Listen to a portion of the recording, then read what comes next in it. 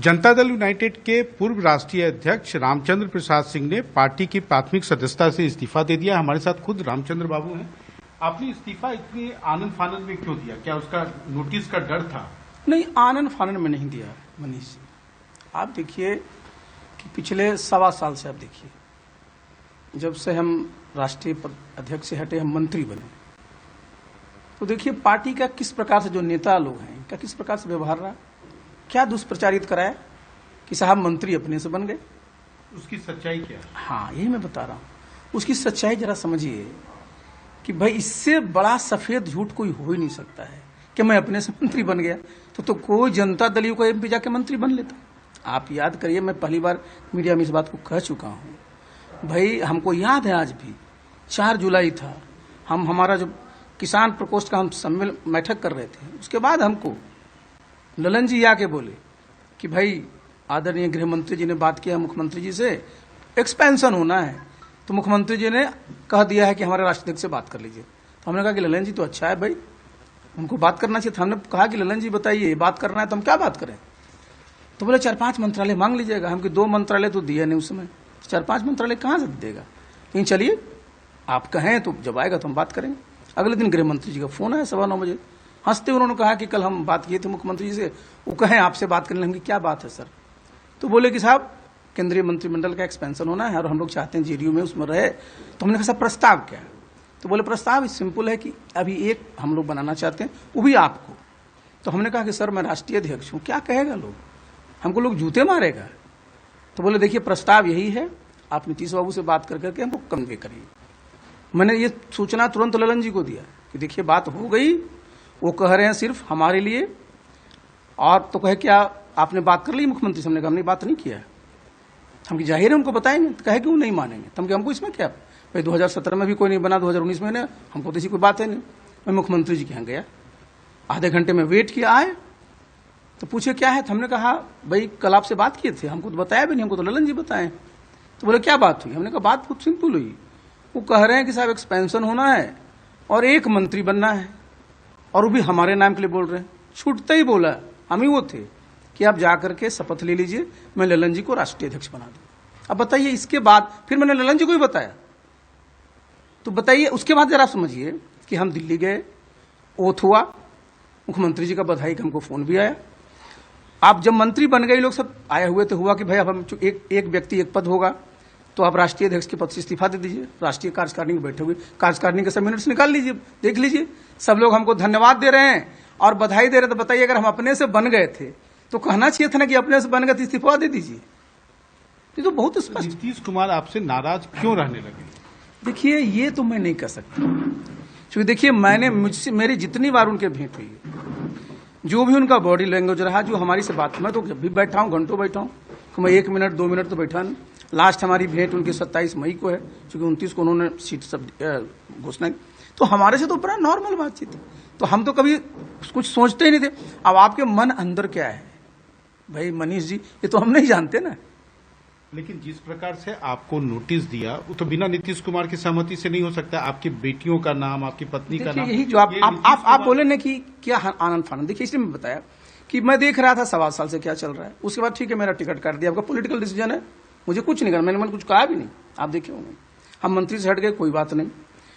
जिस घर में रहते थे मेरा घर भी नहीं था, वहां से रातों रात निकले, हमको कोई बात नहीं। हम तो अपने गांव में आकर रह रहे हैं। अब बताइए सब हमको पॉलिटिकल नहीं पटना है, पॉलिटिकल नहीं पटिए ना, पॉलिटिकल लड़ाई लड़िए, चलिए फील्ड में चलिए, जहां भी चलना चलिए। अब बताइए बिलो द बेल्ट हिट करने वाली बात है भाई। कोई भी प्रॉपर्टी हमारे से नहीं पूछिएगा कि एज रामचंद्र प्रसाद सिंह आपने कोई एमपी बनने के बाद कोई जमीन खरीदी या कोई प्रॉपर्टी और खरीदी, कोई मकान खरीदा, या कोई हमारे परिवार का सदस्य मकान खरीदा जिसमें हमारे अकाउंट से कोई पैसा गया हो, तब ना मनीष जी होगा। अब बताइए हमारी बेटियां वो खुद इनकम टैक्स पे ही है, हमारे पिताजी थे जो भी उनकी प्रॉपर्टी थी सबको दिए हैं। और गांव का आप जान लीजिए, हमारे गांव का जरा देख लीजिए क्या हाल है, किस तरह का लोग गांव में 800-900 रुपये उसमें कट्ठा जमीन मिलता था। गांव में हम लोग रहते थे, हमारी पत्नियां खेती कराती, स्वाभाविक है लोग आते थे, खरीद लिया है।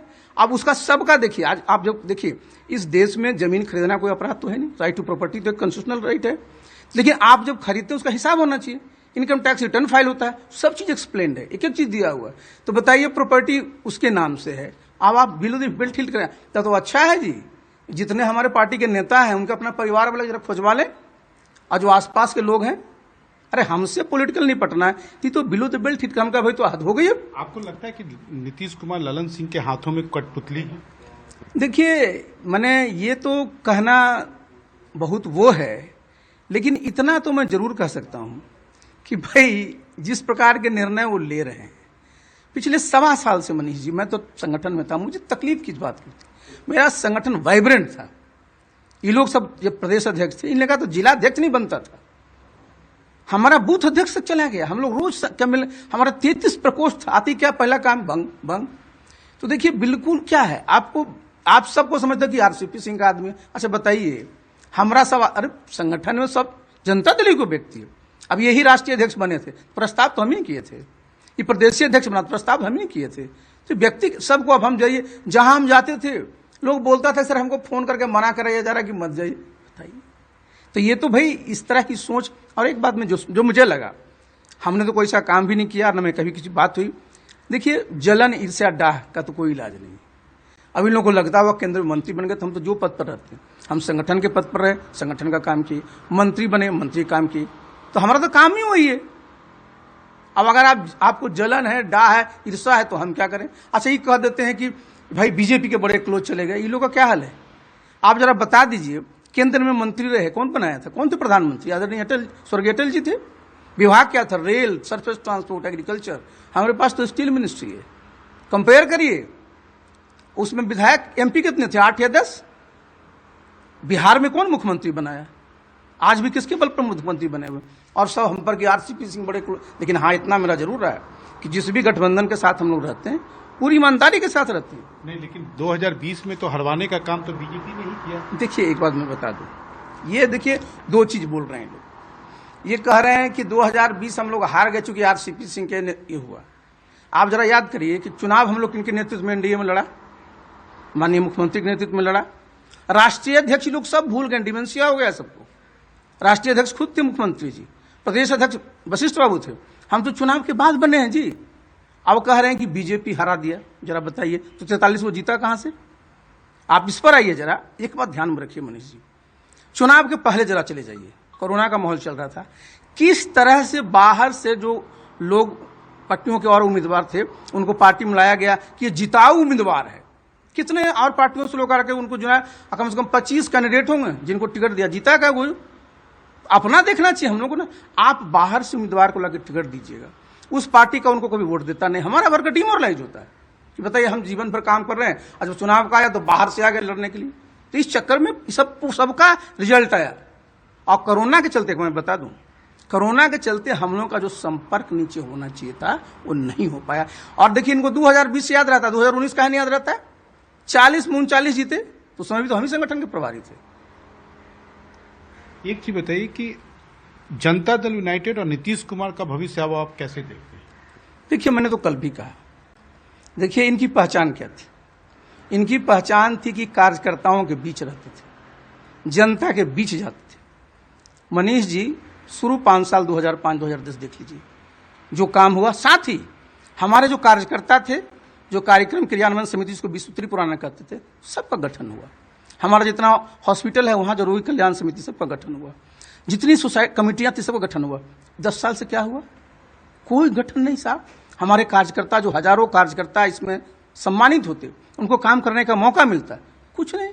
तो बढ़े देखिए, बहुत हमारे कार्यकर्ता क्या कहते हैं कि बिहार के अच्छे मुख्यमंत्री हैं, लेकिन कार्यकर्ता के लिए सबसे खराब मुख्यमंत्री, सबसे खराब संगठन करता है, कुछ किया ही नहीं कार्यकर्ता के लिए।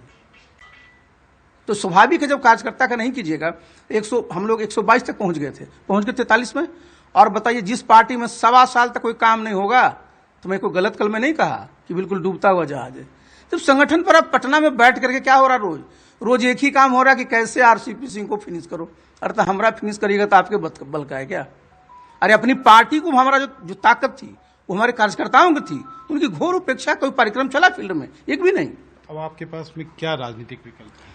देखिए, मेरा तो बहुत स्पष्ट है, क्योंकि मैं तो भाई राजनीति में हूं, और अभी मेरा जो स्वास्थ्य है, 15-20 साल तो डेफिनेटली हमारा करियर है अभी। तो हमारे जितने कार्यकर्ता साथी, हमने बूथ तक संगठन बनाया, सबसे हमारा लगाव है, सबसे हम बातचीत करेंगे, सबको कहेंगे, और जो रास्ता निकलेगा, हमारा सारे ऑप्शंस खुले हुए। लेकिन अभी तो आपको सरकार और परेशान करेगी। तो क्या करना है, करते रहे परेशान, क्या परेशान करेगी। देखिए बता रहे क्या परेशान करेगी हमको। हमको तो मैं कह रहा हूं कि देखिए एक बात बता दें, मैं तो सरकारी कर्मचारी हूं नहीं, ये जरा समझना चाहिए। और न मैं सरकारी कोई मंत्री हूं, न मैं कोई अब एमपी हूं, मैं तो सरकार का कुछ हूं ही नहीं। तो हमको क्या परेशान करेंगे, हमारे पास है, हमारे पास छिपाने के लिए क्या है जो ये करेंगे। लेकिन अपना ही लोग जरा देख ले कि जो लोग शीशे के घर में दूसरे का ढेला फेंकिएगा। तो ये सब देखिए करना चाहिए राजनीति, और ये लग गए हैं व्यक्तिगत जो है द्वेष निकालने के लिए, जो कहते हैं ना बिल्कुल विच हंटिंग, और किसी को बिल्कुल पॉलिटिकली टार्निश करने के लिए, इमेज को टार्निश करने के लिए। इनको खराब, ये काहे ऐसा हुआ। अभी जो हम जा रहे थे, अभी हम गए थे रोही के इलाके में, काफी भीड़ जमा हुई, अभी लोगों को लगने लगा। अच्छा नारा लोग लगा देता है कि मुख्यमंत्री कैसा हो, तो आरसीपी सिंह चिड़ा हो गया। बताइए नारा नहीं लगता, प्रधानमंत्री कैसा हो तो इनका नाम लेता है। और जो राष्ट्रीय अध्यक्ष उनका नारा नहीं लगता था कि मुख्यमंत्री कैसा हो तो उनका हो। और जो हमारे संसदीय दल के नेता उनके पार्टी के जब थे, उनका नहीं नारा लगता। तो कार्यकर्ता तो नारा लगाता है जी, बनाता थोड़े है, उसमें जोश रहता है, बोल देता है। नीतीश कुमार को लेकर आपको इतनी तलखी क्यों है? तलखी हमको देखिए इसलिए है कि भाई देखिए हमने पूरी ईमानदारी से, पूरी क्षमता से, पूरी योग्यता से उनके पूरे जितने सब लोग हैं उनके साथ हमने काम किया जी। और हमारे मन में कभी खोट नहीं रहा। हम तक तो ठीक था, लेकिन बताइए हमारे बच्चों पर आ जाएंगे तो ये तो हाइट हो गया। तो उनको जो मैंने कल भी कहा कि जब रात में सूटेंगे ना तो उनको सूट पता लगेगा कि भाई क्या करें, आखिर भगवान भी होता है। हमने कभी भी एक बार भी ऐसा काम नहीं किया जिससे उनका या उनके किसी परिवार का नुकसान हो। नहीं, नीतीश कुमार तो भ्रष्टाचार नहीं करते। हम भ्रष्टाचार करते हैं, ये बताइए ना जरा। भाई हम तो बता रहे हैं ना कि भाई हम तो खोल के बोले, आज भी सुन रहे प्रेस कॉन्फ्रेंस कर रहे हैं, बता देना कि हम बता रहे हैं कि एमपी बनने के बाद ये कर ले। एमपी बनने के बाद एक बच्ची बता दे कोई प्रॉपर्टी हमने खरीदा हो, या कोई प्रॉपर्टी कोई खरीदने में जिसमें हमने पैसा ट्रांसफर किया हो। बाकी तो आरोप आपको जितना लगाना।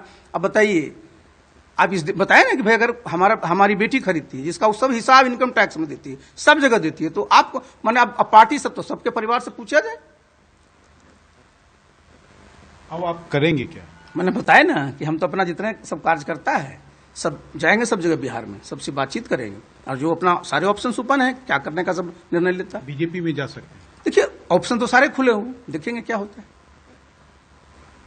जेडीयू से तो कोई देखिए भाई, जिस जेडीयू के लिए साहब कोई बताए ना, कोई इलाका नहीं रहा मनीष जी।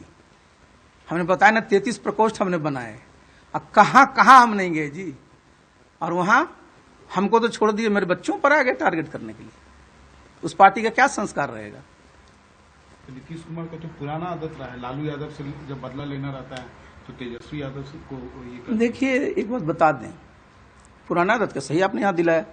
जौहर साहब भी रहे, शरद जी भी रहे, उसके पहले वीपी सिंह साहब भी रहे, देवीलाल जी भी रहे, चंद्रशेखर जी भी रहे, लंबा इतिहास। तो भाई हमारा तभी एज है 15-20 साल, समझे ना।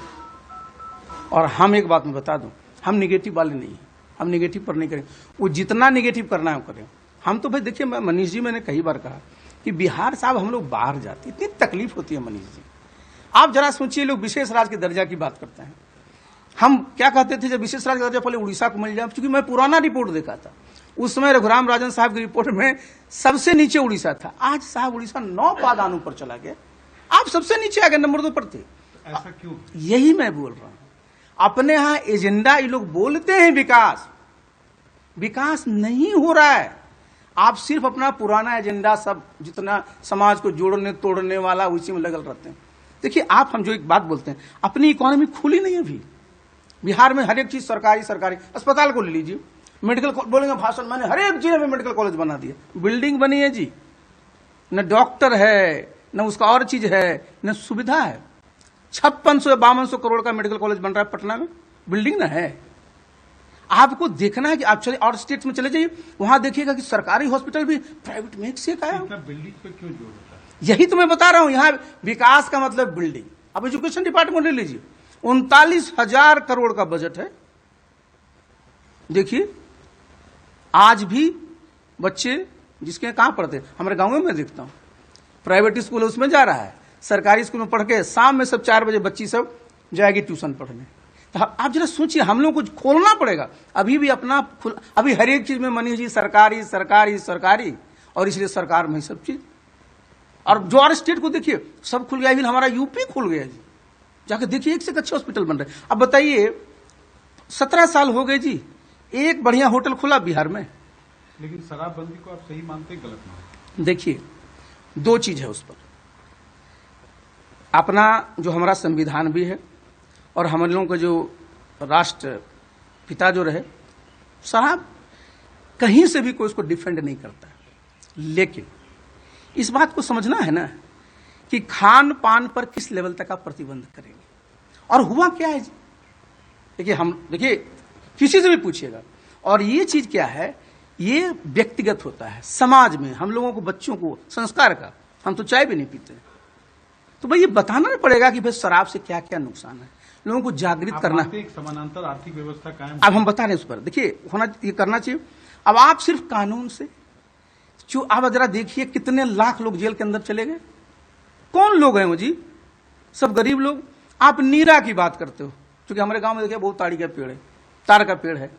कहेगा नीरा, पटना में लोगों को पता नहीं चलेगा कि जो सूरज उगने के पहले के तार के पेड़ पर चढ़ेगा मनीष जी, और जो जिसमें ताड़ी निकलती है सवेरे दोपहर शाम में लोग चढ़ते हैं। तो बोला जब सूरज की रोशनी का ताड़ी हो गया, जितना हमारा उस समाज का सबका लबनी तोड़ देता है लोग, आपको वोट करेगा वो? कितना नुकसान है उसका। और हम तो शुरू से देखते रहे, देखिए तो इसलिए। और दूसरी बात, इतने लोग जेल चले गए, आप देखिए कितना लोग हुच ट्रेजरी में मर रहे हैं, कितना लोग का पैरेलल इकोनॉमी सब बोलता है कि हम यहाँ देखते हैं गरीब आदमी को पूछे क्या रहे, तो जी पी रह लिए। नीतीश कुमार गुड एडमिनिस्ट्रेटर हैं, बैड एडमिनिस्ट्रेटर? देखिए जहां तक मैं बता दूं, जहां तक एडमिनिस्ट्रेशन की बात है, तो एडमिनिस्ट्रेशन में सबसे बड़ी चीज क्या होती है? एडमिनिस्ट्रेशन में सबसे बड़ी चीज होती है कि बार बार जो चीज है वहां जाकर के उसको देखा जाए। लेकिन यहां देखिएगा कि जो एक बार हो गया को दोबारा देखा नहीं जाता है। और चूंकि आप देखते नहीं हैं, अगर आप देखते चलिएगा हर एक साल एक नया नया नया एजेंडा आ जाएगा, पीछे की चीज छूटते छूटते छूटते चला जाता है।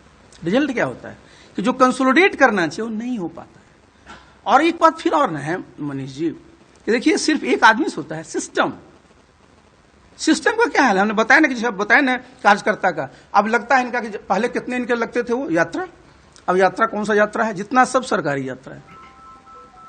जनता के बीच जाइएगा, मिलिएगा, तब आपको पता चलेगा। आपको लगता है उनका इकबाल खत्म हो रहा है? इकबाल खत्म नहीं हो रहा, इकबाल खत्म हो गया है। बताइए इससे ज्यादा क्या दुर्भाग्य हो सकता है। हमने फोन किया था जब अपने बख्तियारपुर में थे, किस तरह घटना उनके साथ घटी, किस तरह घटना घटी। जो मुख्यमंत्री के ऊपर घटना घट सकती है जी, क्या इकबाल है? सरकार और शासन मनीष जी इकबाल से चलता है।